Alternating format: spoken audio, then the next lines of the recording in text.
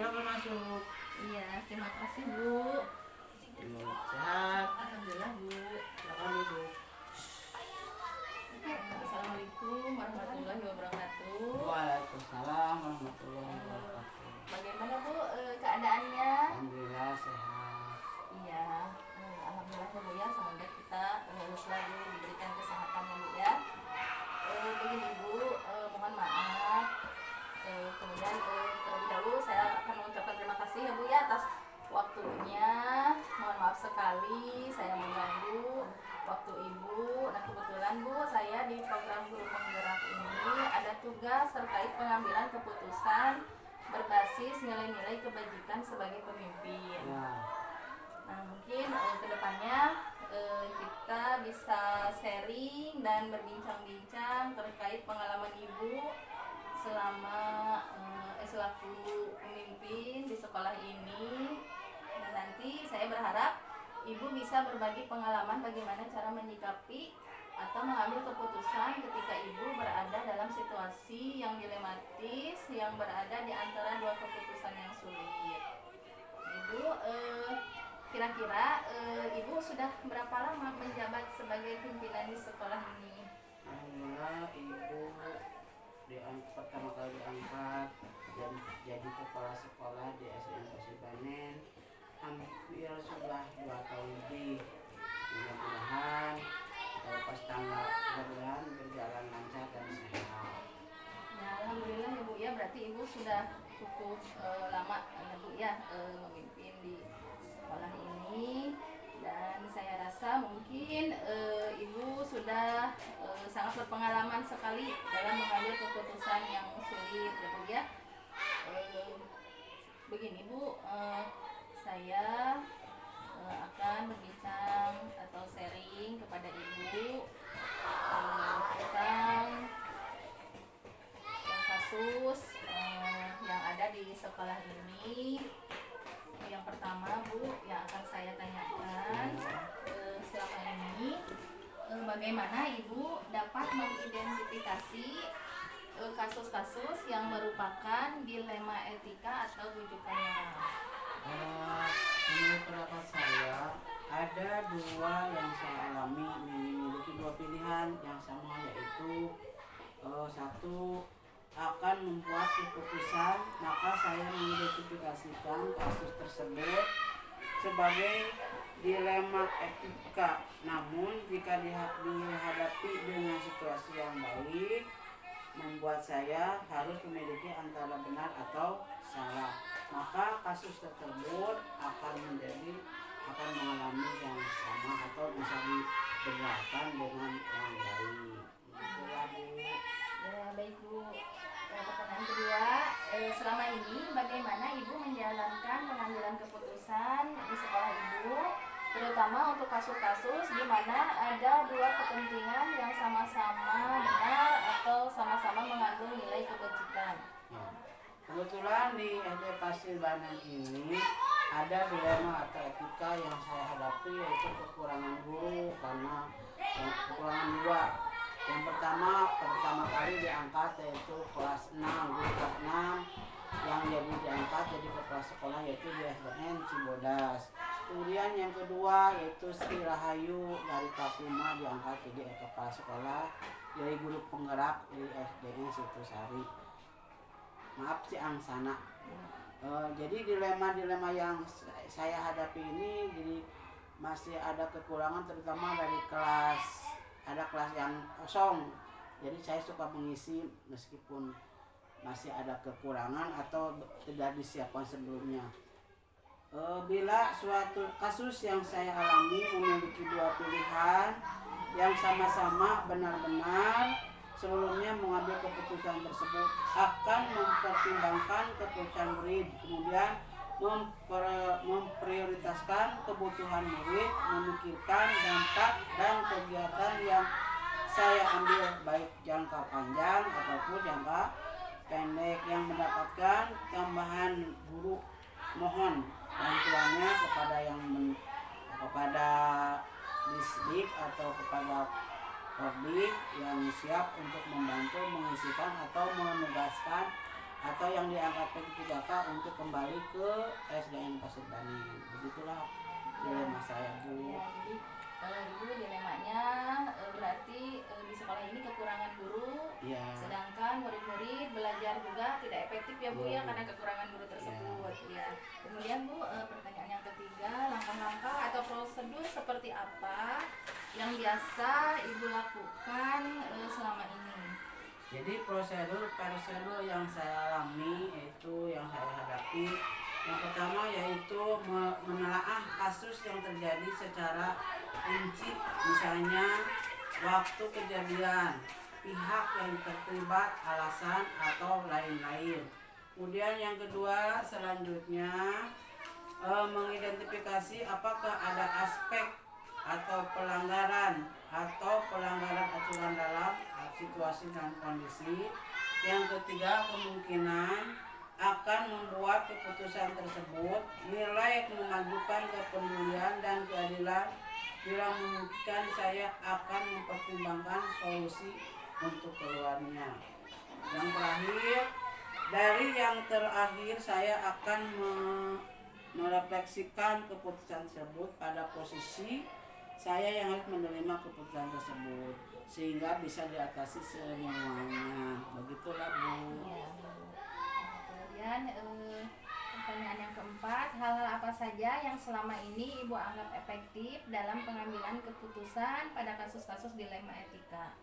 Jadi pada kasus-kasus ini menurut saya ada beberapa hal yang efektif dalam membuat keputusan, yaitu melakukan pengujian benar atau salah, kemudian mengujikan benar lawan benar.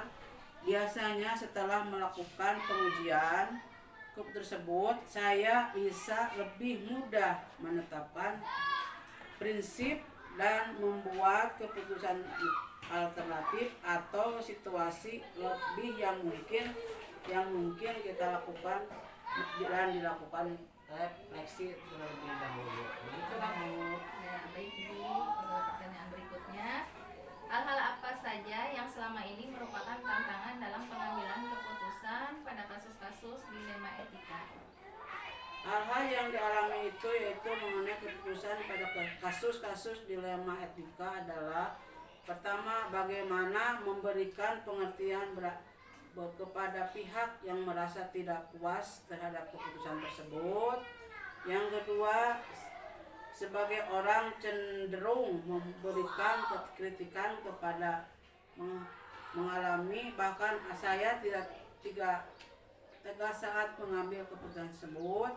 Kemudian keadilan dan masa dengan ini murid, namun hal itu wajar terjadi dan masih bisa saya atasi. Begitulah, Bu. Pertanyaan berikutnya, apakah ibu memiliki sebuah tata kala atau jadwal tertentu dalam sebuah penyelesaian kasus dilema etika? Kemudian apa ibu langsung menyelesaikan di tempat atau memiliki sebuah jadwal untuk menyelesaikannya? Bentuk atau prosedur seperti apa yang ibu jalankan? Yaitu pertama yaitu membentuk suatu secara rinci dengan mengumpulkan bukti atau pihak yang terlibat dan informasi lain yang saya dibutuhkan, misalkan data ataupun yang lainnya.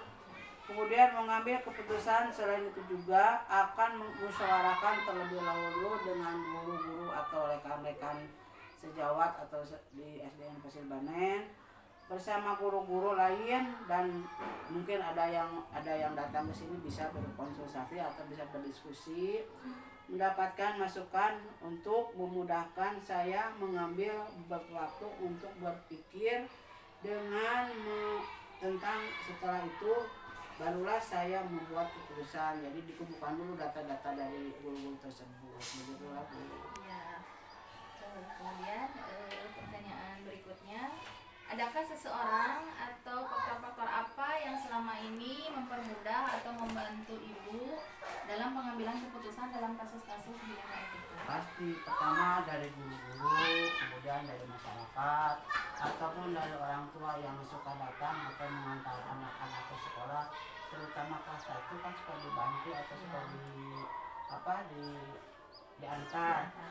Jadi bersama kita serbuk yang saya hadapi adalah dilema etika tidak menelaah kasus tersebut secara rinci dengan menentukan fakta pihak yang terlibat, informasinya dan sebagainya. Kita harus membuktikan dengan bukti nyata atau dengan catatan tiap harinya, begitulah.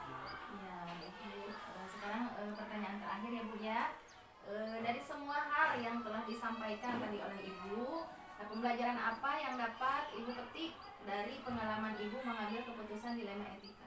Jadi untuk mengalami keputusan dilema itu dapat disesuaikan dengan mata pelajaran PPKN tentang dilema etika. Kebetulan dalam sikap dan pribadi ibu, bapak guru atau termasuk saya, anak-anak dan semua peserta didik yang ada di SDN pasti mengalami etika dilema. Begitulah Bu, kira-kira. Kalau mohon maaf bila ada kekurangan dan kelebihannya, saya minta maaf karena saya orang biasa. Iya Bu, nggak apa-apa. Saya juga dalam proses belajar. Nah, baik Ibu, mungkin jawaban-jawaban tadi dari Ibu bisa bermanfaat bagi saya atau sharing-sharingnya tentang pengalaman Ibu selama ini ketika Ibu menyelesaikan kasus yang tadi disebut dengan dilema etika ya Bu ya. Nah, ini mungkin sangat bermanfaat untuk saya nanti ke depannya ya Bu ya. Iya Bu. Nah, sekali lagi saya mohon maaf telah mengganggu waktu Ibu, dan semoga Ibu selalu diberikan kesehatan dan senantiasa dilancarkan dalam segala hal ya Bu ya. Dan doakan juga saya Bu ya, mudah-mudahan dalam menjalankan tugas CGP ini saya bisa berhasil ya Bu ya. Ya, terima kasih Ibu. Wassalamualaikum warahmatullahi wabarakatuh. Waalaikumsalam warahmatullahi wabarakatuh. Assalamualaikum warahmatullahi wabarakatuh. Waalaikumsalam warahmatullahi wabarakatuh. Selamat siang Bapak. Selamat siang. Bagaimana Bapak kabarnya hari ini? Alhamdulillah sehat. Sebaliknya Ibu bagaimana kabarnya? Alhamdulillah saya juga sehat Pak. Ya. Begini Pak, sebelumnya mungkin saya berterima kasih atas waktunya dan juga mohon maaf sekali saya telah mengganggu waktu Bapak. Nah, kebetulan saya di program Guru Penggerak ini ada tugas terkait pengambilan keputusan berbasis nilai-nilai kebajikan sebagai pemimpin. Ya, mudah-mudahan kita bisa berbincang-bincang dan sharing ya Pak ya, terkait pengalaman Bapak selaku pimpinan di sekolah ini. Nah, nanti saya berharap Bapak bisa berbagi pengalaman bagaimana cara menyikapi atau mengambil keputusan ketika Bapak berada dalam situasi yang dilematis, yang berada di antara dua keputusan yang sulit. Ya, Bapak, saya ingin menanyakan terlebih dahulu. Nah, kira-kira Bapak sudah berapa lama menjabat sebagai pimpinan di sekolah ini? Saya menjabat di SDN Cibodas ini kurang lebih hampir 1 tahun berjalan, dan ini merupakan pertama saya menjabat dan diangkat menjadi kepala sekolah atau pemimpin di sekolah. Ya, alhamdulillah ya Pak ya, ya cukup lumayan ya Pak ya dalam jangka waktu 1 tahun. Nah, mungkin saya rasa itu sudah sangat cukup ya.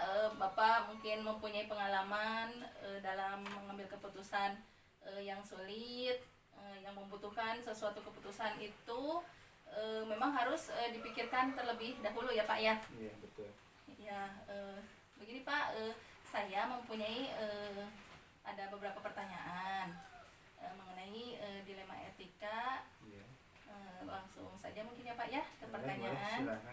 Ya Bapak, baik, pertanyaan yang pertama, selama ini bagaimana Bapak mengidentifikasi kasus-kasus yang merupakan dilema etika atau bujukan moral? Tentunya saya mengidentifikasi dulu ya, identifikasi apalagi dengan adanya dilema etika itu yang mana sama-sama penting. Kemudian ada bujukan moral yang di situ harus menyiapkan mana yang benar atau mana yang salah. Itu mungkin identifikasi dulu. Ya, baik Bapak. Kemudian pertanyaan yang kedua, selama ini bagaimana Bapak menjalankan pengambilan keputusan di sekolah Bapak, terutama untuk kasus-kasus di mana ada dua kepentingan yang sama-sama benar atau sama-sama mengandung nilai kebajikan? Kalau pengambilan keputusan ya tentunya kita tidak bisa memutuskan atau mengambil keputusan sendiri, karena di setiap lembaga atau satuan pendidikan kita memiliki rekan sejawat atau warga sekolah, terutama di sekolah satuan pendidikan. Kita harus mempertimbangkan dulu apa yang kita akan putuskan itu tidak semudah memberikan tangannya, karena harus melalui identifikasi dulu, kemudian menganalisa, kemudian uji etika, barulah kita untuk memutuskan. Ya, baik Bapak. Kemudian pertanyaan yang ketiga, langkah-langkah atau prosedur seperti apa yang bisa Bapak lakukan selama ini? Langkah-langkah sama seperti tadi, kita mengidentifikasi dulu, kemudian menganalisa lebih dalam, kemudian konsultasi juga dengan tim di sini berarti guru yang terlibat di dalam sekolah, karena kita tidak bisa melangkah lebih jauh. Kemudian murid juga itu merupakan bagian terpenting di dalam melaksanakan keputusan atau melangkah-langkah untuk melakukan keputusan. Ya, baik. Pertanyaan berikutnya, hal-hal apa saja yang selama ini Bapak anggap efektif dalam pengambilan keputusan pada kasus-kasus dilema etika? Tetap ya, hal-hal yang sifatnya ada suatu permasalahan itu tetap kita harus mengalami uji, kemudian dipahami lebih dalam, karena setiap permasalahan tidak bisa langsung kita putuskan bersama, tetap itu memerlukan pengkajian yang lebih dalam, tentunya dengan menggunakan paradigma etika. Nah, baru setelah kita melakukan uji, kemudian menganalisa lebih dalam, barulah kita membuat keputusan. Ya, baik. Pertanyaan berikutnya, hal-hal apa saja yang selama ini merupakan tantangan dalam pengambilan keputusan pada kasus-kasus dilema etika? Tantangan? Ya, tantangan. Kalau tantangan ya setiap di permasalahan pasti ada ya, terutama tantangan itu ada yang dari dalam ya, seperti kalau di satuan pendidikan tantangan dari guru Ya. itu pasti ada. Kemudian tantangan yang ada juga tekanan dari orang tua, itu kalau misalkan di dalam satu keputusan itu tidak jelas, itu bahkan akan menimbulkan suatu tekanan dari masyarakat. Mungkin itu tantangan. Ya, baik Bapak. Kemudian pertanyaan berikutnya, apakah Bapak memiliki sebuah tata kala atau jadwal tertentu dalam sebuah penyelesaian kasus dilema etika? Apakah Bapak langsung menyelesaikan di tempat atau memiliki sebuah jadwal untuk menyelesaikannya? Bentuk atau prosedur seperti apa yang Bapak jalankan? Kalau jadwal ya tentunya harus menjadwalkan terlebih dahulu, karena di dalam memutuskan suatu keputusan itu tidak bisa langsung hari itu selesai. Kita dimusyawarahkan dengan rekan sejawat, kemudian ada kepentingan lain, kemudian peran-peran lain, itu harus sama lebih dimusyawarahkan kembali. Baru setelah matang kemudian diputuskan. Dengan pertimbangan itu maka keputusan tersebut akan menjadi sebuah keputusan yang disetujui oleh bersama. Ya. Berarti harus dengan musyawarah terlebih dahulu ya Pak ya. Pertanyaan berikutnya, adakah seseorang atau faktor-faktor apa yang selama ini mempermudah atau membantu Bapak dalam pengambilan keputusan dalam kasus-kasus dilema etika? Tentu ya faktor-faktor yang pendukung dalam pengambilan keputusan itu ya diantaranya tadi kalau di sekolah ya tetap tidak bisa lepas dari peran seorang pimpinan, kemudian rekan sejawat, kemudian siswa juga, bahkan komite juga yang mewakili orang tua itu adalah peran-peran yang sangat dibutuhkan atau penting dalam melaksanakan keputusan. Ya, baik Bapak. Pertanyaan terakhir, dari semua hal yang telah disampaikan, pembelajaran apa yang dapat Bapak petik dari pengalaman Bapak mengambil keputusan dilema etika? Untuk pembelajaran ya, Ya. mungkin pembelajaran hari ini dalam melaksanakan keputusan itu kita tidak bisa memutuskan diri sendiri, tetap ada kolaborasi, kemudian komunikasi dengan rekan sejawat, bahkan lingkungan juga. Itu yang merupakan pembelajaran bagi kita untuk melaksanakan pengambilan keputusan. Baik Bapak, terima kasih atas Sama-sama. jawaban-jawabannya. Mungkin ini sangat bermanfaat sekali ya Pak ya, sharing-sharingnya tentang pengalaman Bapak selama ini ketika dalam menyelesaikan kasus yang disebut dengan dilema etika. Mungkin ini sangat bermanfaat untuk saya nanti ke depannya ya Pak ya. Mungkin saya bisa menyelesaikan kasus-kasus atau permasalahan dilema etika ya Pak ya. Dan sekali lagi saya mohon maaf sekali telah mengganggu waktunya. Ya, semoga Bapak dalam keadaan sehat. Amin, amin, amin. Senantiasa semua urusannya dilancarkan ya Pak ya dalam segala hal. Nah, mungkin itu Bapak, terima kasih ya atas sharingnya. Iya, terima kasih sekali. Wassalamualaikum warahmatullahi wabarakatuh. Waalaikumsalam warahmatullahi wabarakatuh.